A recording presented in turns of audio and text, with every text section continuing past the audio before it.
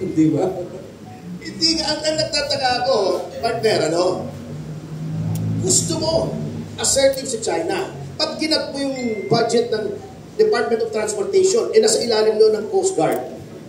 Bakit mo ini-slash ng 15 billion yung AFP Modernization Fund, nilagay mo sa AKAP? Anong gagawin mo? Binibigyan mo ng ayuda yun ang pasusugurin mo sa West Philippine Sea. Kalubuhan Hindi ko maintindihan talaga.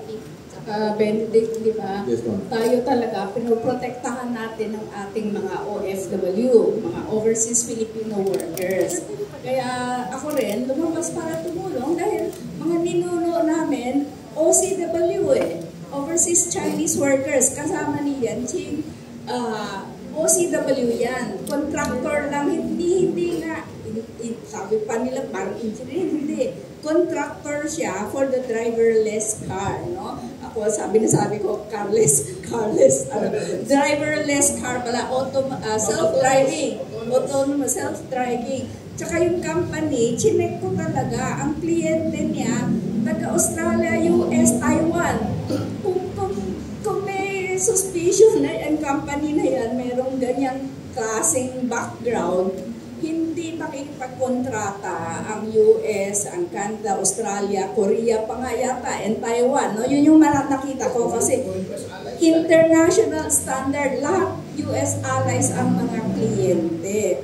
Yun lang yung sinasabi ko na due diligence, hindi yung trial by publicity. Kaya naman din ako napilitang lumabas kasi nga trial by publicity agad. At humingi talaga ng tulong, both family in China, si Noemi, tapos yung Chinese Embassy, kung pwedeng matulungan kasi hindi nila maintindihan bakit hindi nila makausap. Kahapon, at least yung driver na bisita ng asawa, no? That's a Sunday.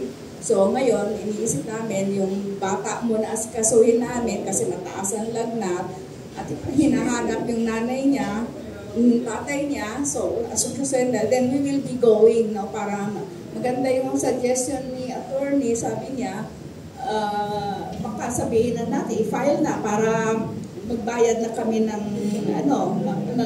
magpiyansa na, mag-bail na. Hindi ko na alam kung mahinga ng napakalaki, mahirap lang taga-ipil lang ito. No? May naman yan, Tito Tessie, may bail bond guide naman yan, they could not go beyond that. Ito yung penalty, ito yung piyansa. Ang medyo uncertain lang tayo kung ilang counts ang ipa-file nila. Kasi halimbawa, 30,000 ang piyansa, 10 counts naman, may 300,000. So, siguro naman, in that case, makakatulog naman siguro yung embassy. Kasi, ganun yan Yun. Kasi kung iisip ninyo, kasi may naman, napaka-high price ng lawyer ninyo. Sabi namin, hindi. Ang this pro bono puro abono. Hindi, abono lahat. Pero, siyempre, makakahingi naman talaga kami ng tulong kung talagang deserving. Sa akin, due diligence talaga, gawin yung trabaho ninyo bago tayo mag-conclude, no? Kasi nakakalungkot na lalo natin pinapagulo yung issue.